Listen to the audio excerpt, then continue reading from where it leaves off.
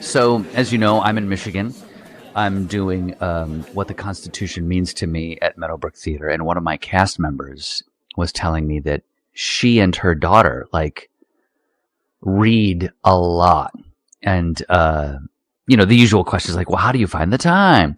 But her daughter apparently just refuses to read anything that isn't 5 inches thick as far as the book size, and I'm just like, "Oh no, no, no, no, no." All right, so you've never told me this before, but I want to ask, and I hope you know the answer.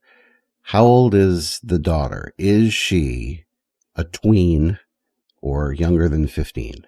I believe she's about to get her permit. I think they were talking about that. Or maybe they do. I got to be honest with you, Art. When they start talking about kids, I just sort of tune out. I'm like, I have dogs. I don't want the children. And dogs don't demand car keys for no reason. They don't want the PS6. They don't want the Switch. They don't tell you that you're stupid, Maybe it's just self-preservation, though. That's why I don't want kids. Anyway, she is younger, though. She is in her teens. So apparently, in talking about it, she reads, during classes when her work is finished or things like that. And I'm just like, wow, yeah. I wish I could have that. I mean, I don't even have the retention. I'm like, I just finished a book. What was it about? I don't know. Spiders? Function of age, man. I remember when my daughter was that age, she was a voracious reader, really from the time she was 6 up, And then it tapers off, as they, and I don't want to speak in sweeping generalizations. My daughter still reads voraciously, but it was really impressive, the volume that she could absorb up until she was in the kind of 16, 17-year-old range, and then it's about, let's finish high school, let's get to college, let's advance, survive and advance. Yeah. But I remember as a kid, my best reading years were really 10 to 15, because I guess you have a lot of opportunity. The barrier to entry for a book is really low, especially back then. It cost like $5 to get a good book, and it could keep you entertained for a week. So I mean, that's a good cost benefit analysis there. And I think it's just, I would absorb, just tear through these old Star Trek novels. These pulp books that were put out by Penguin, I think. I can't remember, but it seemed like one came out every week, and I know it wasn't true, but it seemed that way. And some of them were terrible, admittedly just not good, and some of them were outstanding, but most of them were sort of okay. And I would just tear them up. I remember reading that they had a Star Trek comic book that came out, that the person that was writing it and illustrating it, they just never even saw Star Trek. So it would be completely strange things happening, the Enterprise, the 2 nacelles, it's got flames coming out, because that was its propulsion, or Kirk was born on planet Zoborg or something, and it was just what is, it's, I don't know.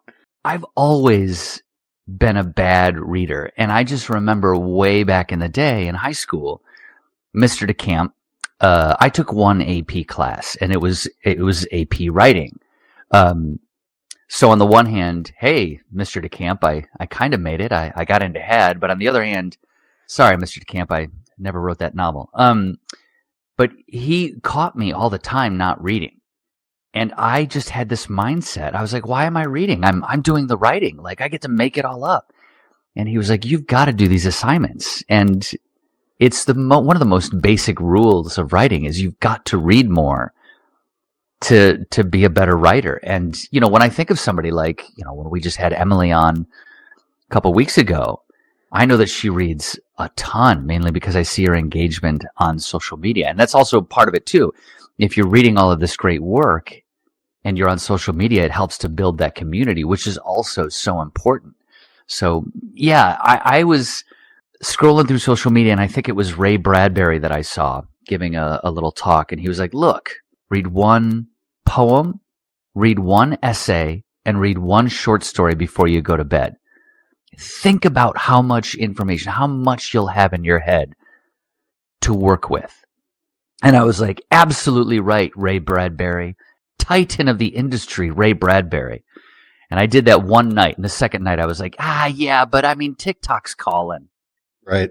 Right. It's kind of the eat your vegetables, sensibility of the work that we do. Yeah. I just wish that I had not even having more time, because everyone has the same amount of time and it's how you choose to spend it. But some of us have, like, you're on the hamster wheel, and, you have to spend your time generating income that you can then turn around to pay bills. And for some people, that equation eats up a lot more time than for other folks. And so, I mean, I think I'm still on the good side of that equation, but it does take a lot of time. So, I mean, that's actually something we should talk about. It's like time management, but not from you're not using your time wisely. It's like, no, everybody has the same clock, but not all of us have the same conversion rate of how we can use our time creatively. So the tug of war in my mind, Tim, has always been, I really enjoy game design. I really enjoy the product, that I created, Breakaway Football, with my friends. And it always pulls me because it's this both immediate and long-term satisfaction. Like it's a great way to stay connected with my friends. It's a great way to try to gamify history. It's a really unique puzzle challenge. Like it just checks every box.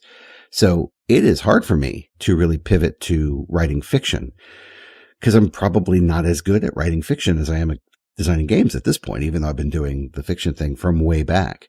So reading for fun, I find that very attractive, but reading as a primer to then go write, unless I accidentally stumble across something really good, and usually that stuff's really short, I just can't talk myself into, with the Rocky music in the background. Da, da, da. I just can't do it. And my attention span has really dwindled over the last 20 years. I just don't have the patience to spend, 3-4 weeks reading a novel. But maybe I'm wrong. Maybe I just haven't found the right book. I do think I have ridiculous expectations of books when I pick them up. So what about you?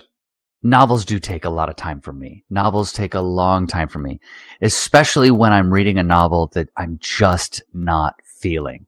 I don't want to be a jerk and name it, but I just finished a book and I bought it, so I felt obligated to finish it. But it was just something that I didn't want to come back to because I was like not interested in it. And I have a very good friend of mine named Jeff Marcy. One day he was reading something, and it was like, we were talking about before, my cast members' daughters' preference for these giant tomes that you need a separate backpack to carry around. And he was like, no, you're doing it wrong. Like, are you kidding me? Life is too short.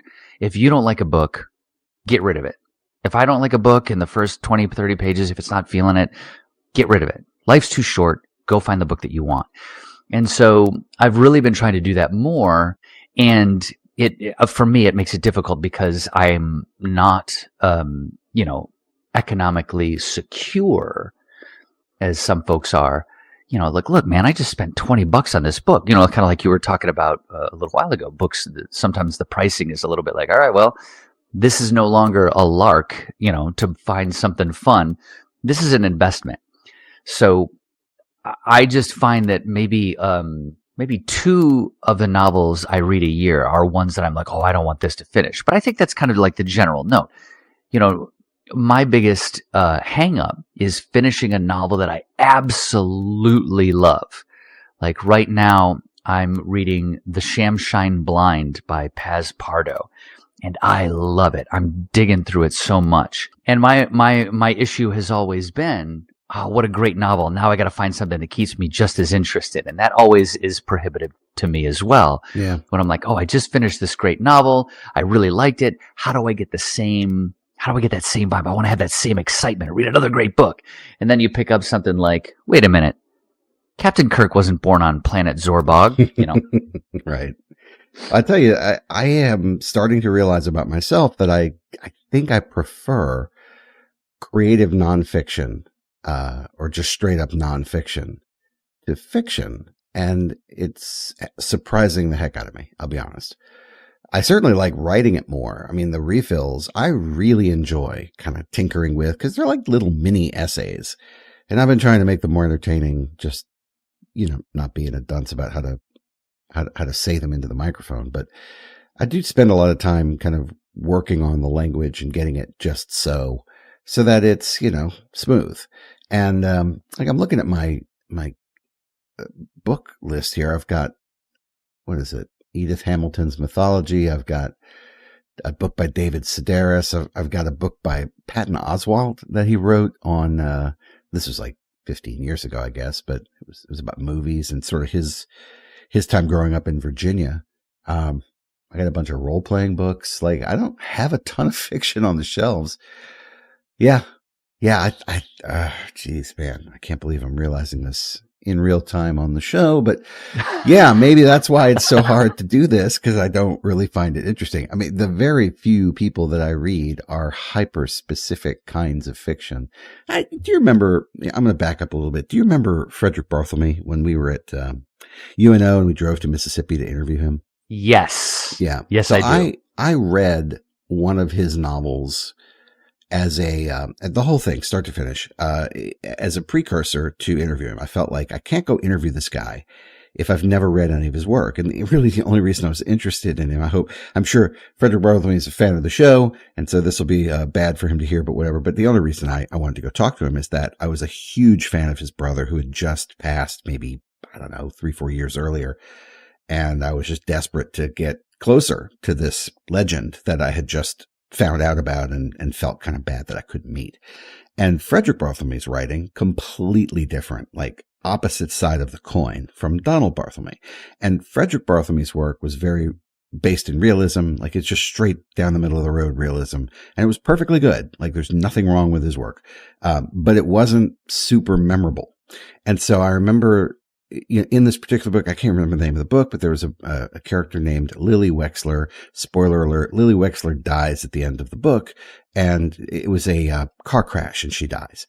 So here's the point of view character who dies at the end of the book. Well, we get in front of Frederick Bartholomew and I'm asking him, the kinds of questions that a college kid interviewing a professor would ask. How'd you like writing the book? Whatever the hell questions we were asking. But one of the things I asked him was, do you see yourself doing any sequels based on this property? I was just curious, because it was a pretty cool world. He had obviously put a lot of time into building the world out. And he said, you mean the one with Lily Wexler? I said, yes. And he says, Lily dead Wexler. Like rubbing my face in it a little bit that his main character had died. Like, how can I do a sequel for a character who's dead? And I felt like a dumbass.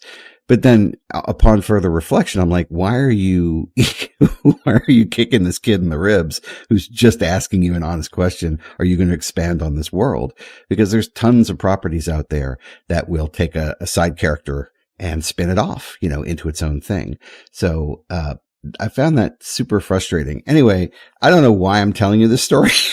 I really don't know where this was going. No, other than I'm starting to get pissed at Frederick Bartholomew again.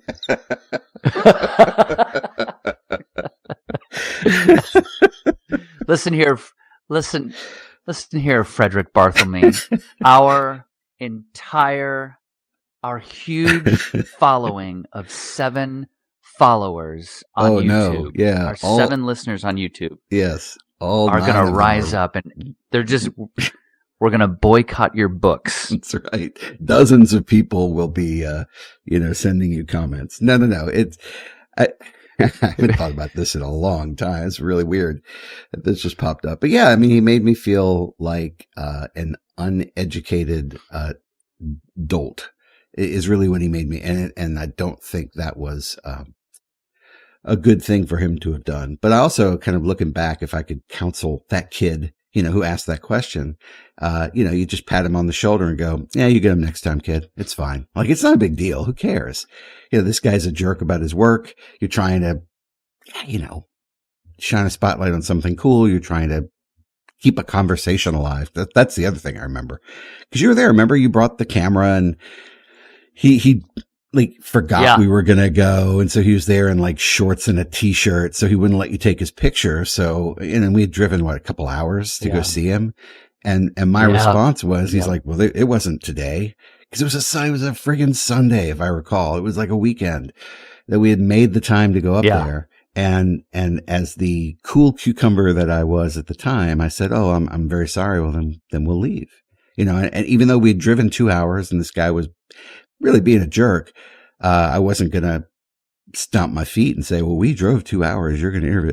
So I told him, yeah, we'll leave. It's sorry to bother you. You know, and we basically were heading out the door, and he's like, well, no, you know, you can stay. It's fine. We'll do it. And I'm like, what kind of games are you playing, person? What's going on? Yeah. You know, and the wonderful thing about it is, I'm sure we went back to the Tiffin Inn afterwards and talked about it. We just didn't record it and put it out on our podcast yet. 1,000%. Well, so we're making up for lost time. Yeah. So here's this fiction writer who, you know, kills off a character and kind of makes fun of me for thinking that I could spin off, or he could spin off another story from it. And I'm like, none of this helps me enjoy the work more. Thinking about someone kind of creating an alternate reality, I don't care. Like, I think that's fundamentally what happened. Was I decided I didn't care. And the only things that I really care about, like I read tons of history books when I was coming up in my early 20s. And I don't like historical fiction. I think historical fiction, all right, I shouldn't say what I was about to say. So kids, what I was about to say was historical fiction is garbage. That's not true. But my response to historical fiction is poor. And I think the reason I respond poorly to it is I go, that's not what happened, you know, and then okay, well, yeah, that's the point, Art. Like, it's historical fiction. What was it? Johnny Tremaine, that book about the silversmith that they made us read, when we were in like 5th grade or whatever, was a fictionalized account of, a silversmith who was like, apprenticing under Paul Revere, I think. And so it was just a way of kind of getting into the late 1700s and expressing what that world looked like from the point of view of a character that was not tethered to history. It was just a kind of a window into that time. Okay, cool. You know, that's fine. But I don't like playing games with history. I'd rather just hear what happened. And I would love to hear historians talk about the relevance of what happened and why it matters today and what we should do differently. I love reading about science, you know, because here's something that could impact our lives in the here and now. Here's something that's contributing to medical advancement. All those things are relevant and they matter. And I think my problem, and I'm not trying to convince anybody that I'm right. I have to say this. I could be dead wrong, and I'm not trying to convince you of this. But my point of view is that fiction kind of is pointless. I might cut that. No, man. I'm having a crisis of conscience. Absolutely not. No, this is totally fine. Here, look, 2 things. Number one, historical fiction can be, you're talking to the guy who spent all that time back doing the improv back in the day we would do scenes in our improv show called historical fiction. So by the end of it, you have like Amelia Earhart and Wolverine, stopping the assassination of Lincoln. You know what I mean? Like that's just fact. It just gets kind of silly. And that's the history they don't tell you. The way we did it. You haven't seen my friend Joanna Schmidt play Wolverine. That's the problem. But when I think of historical fiction, I do enjoy it sometimes. Like I'm thinking of one of my favorite writers, Dan Simmons, who wrote The Terror, which is based on the expedition to the North Pole by the Terror and the Erebus, and that doomed expedition that he writes as a sort of monster movie, and it's a great book. Yeah. And it's also an amazing TV miniseries. So yeah, I just, here's the thing. I'm not going to do historical fiction. I mean, I could do historical fiction, but it's going to be more like the Wolverine Amelia Earhart story, because I'm too lazy to do research. And you have always been the person that takes that time and that care to do the research, not just historical research, but research.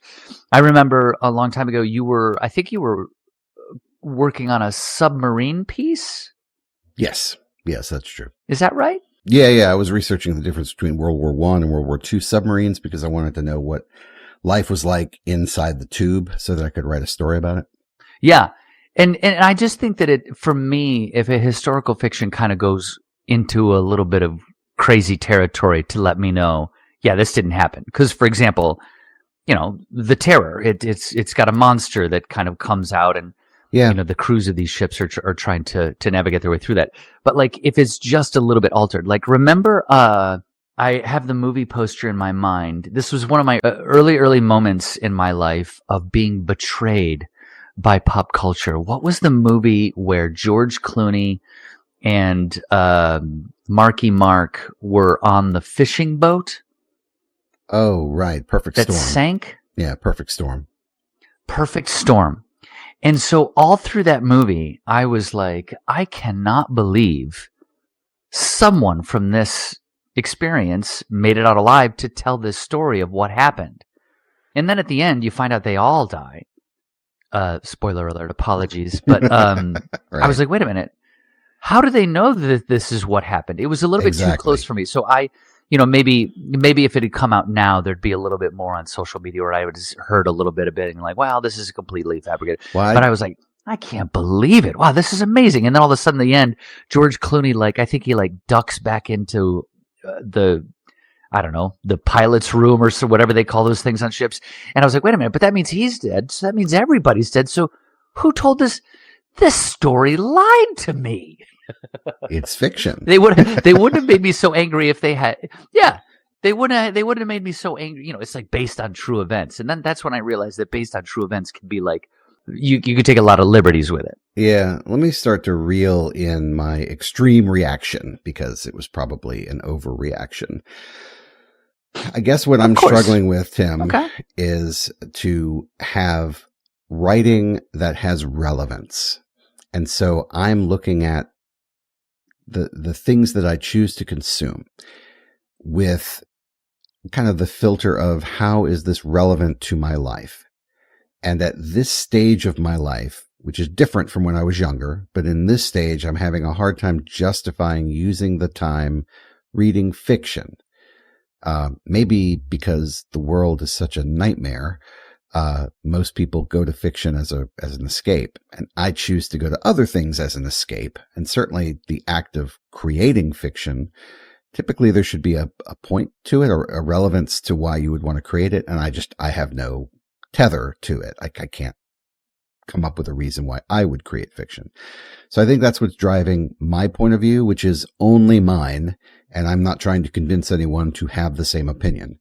But I look at my list of books and the things that kind of get me going, and it's all things that help make sense of the world. And I don't find that the fiction that I have come across helps me make sense of the world. So maybe that's why I'm having such a bad reaction to it.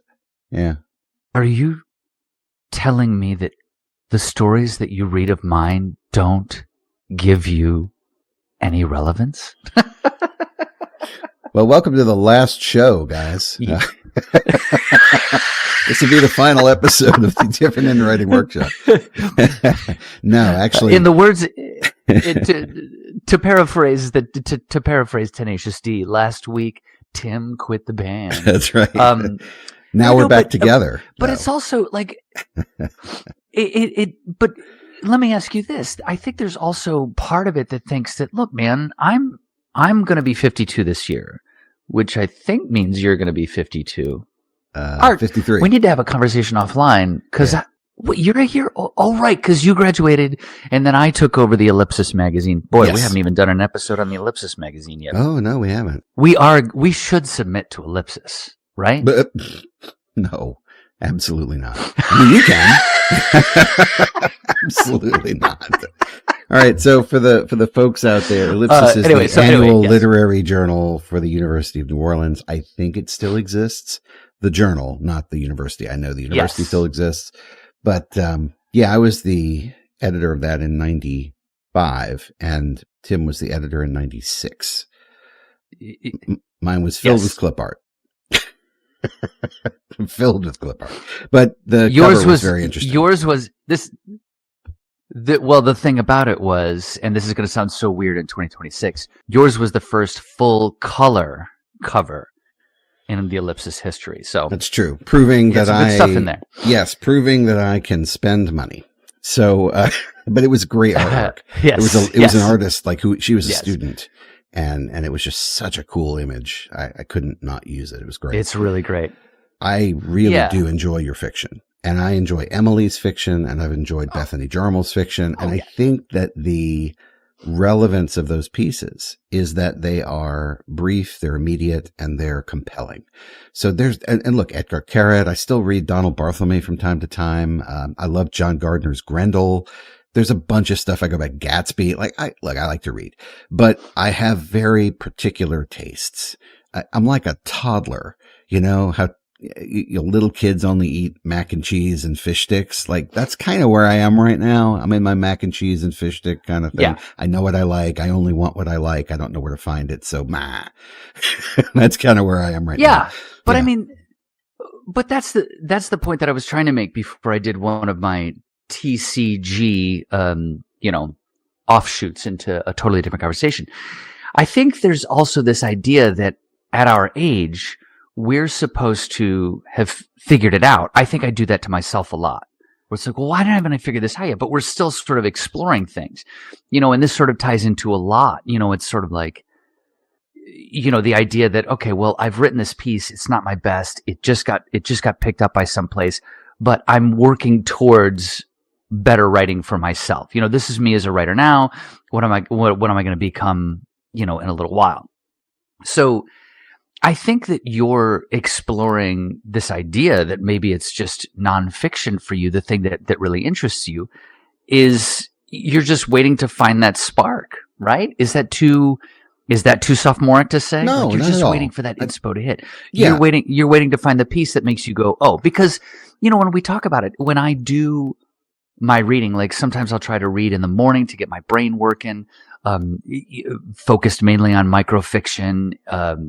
The Welkin Prize has its long list out right now, so I've been reading a lot of those because the person behind the Welkin Prize has been sharing the long listed pieces, and some of them are just insanely good. A lot of them are insanely good. But one of the things that I keep forgetting is that you do have to keep reading until you find that piece that makes you go, wait a minute, you know what? I see how this person ended this. I see how this person used that dialogue. I see how this person, used this turn of phrase. That will help me solve that problem I want. So it's like, maybe you're just waiting for that right piece of nonfiction to kind of make you go, hold on a second. Here, I've just hired a robot to walk the dog. I've called DoorDash for dinner for the family. I need to go into the writing nook for 5 minutes before the next thing takes me away from it. Yeah. No, I could definitely see that. And look, all of this, I think what we react viscerally to in our lives is just a reflection of how we feel on the inside. Therapy corner. But I think it's, if I'm struggling to find the relevance of other people's fiction, it's not an indictment of other people's fiction. It's my filter is, flat out wrong. It's just me going, what is the relevance of this work in my life? And so I think as a coping mechanism, I'm probably looking at everything around me going, see, it all sucks. So my stuff sucks too. And that's fine. Like, everything sucks. It's fine. And I don't think that's not right. So, I mean, what I would like to do is kind of catch a wave of something that makes me feel really good about being creative. And so far, the only thing that consistently does that for me is game design, and specifically the football game that I've done. And I think it's because it's a vehicle to connect with my friends. I have many friends from high school. I mean, people I've known for 30, coming up on 40 years in some cases. And it's a great excuse for us to get together and talk on the phone about these things. And I enjoy puzzles, and I like solving puzzles. So this is a great way to gamify history and solve a puzzle and have time with your friend. That's one of the reasons you and I are recording these conversations, because we've been having them forever. And we're like, we should write this down. Like, well, let's just record it. It's easier, but I enjoy going back and listening to these recordings, pretty frequently, because I have a habit of forgetting this stuff. So it's great. Tim, as soon as I fix that about myself, I think my whole worldview will change. I think I'm going to be right back in that kind of basking in the glow of the campfire and saying, oh man, fiction's friggin' amazing. I can't wait to write more stories. And I have so much to say. But right now, because the world is burning around me, it's like, I don't want to sit next to a campfire when the world is on fire. Heard. We're good. The campfire is the world. But I do want to say one thing, and perhaps you didn't mean this, but I just want to mention something. I don't think it's fixing something about yourself. And you might not have meant that like completely seriously, but I don't think it's the idea of fixing yourself. I think it's just finding that thing that you like. I have all of my favorite bands, and if you've known me for more than 5 minutes, you know what those bands are. And I feel like every 10 years, because I'm old enough to have that happen, every 10 years I find a band that I'm absolutely like, oh my gosh, I'm in love with music all over again. I don't have to listen, I don't have to make my partner go crazy by asking every road trip, hey, can I play more Nine Inch Nails? So for example, like I just a couple years ago discovered Idols, and I'm like, this is the greatest band I've ever heard since I discovered, the Hives back in, 2000, or the Dirt Bombs in 2007. And so I think it's kind of like that. Like we go through cycles of just being, where we're like, oh, this is cool, this is nice, this is fine, until that thing pops out at us and just drives us mad with like, I've got to make something like this, or I've got to listen to every single thing this band has ever done.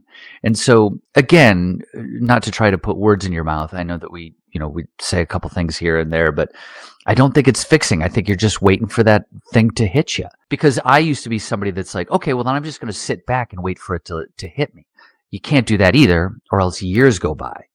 You do have to do the reading. You do have to like push yourself into other avenues.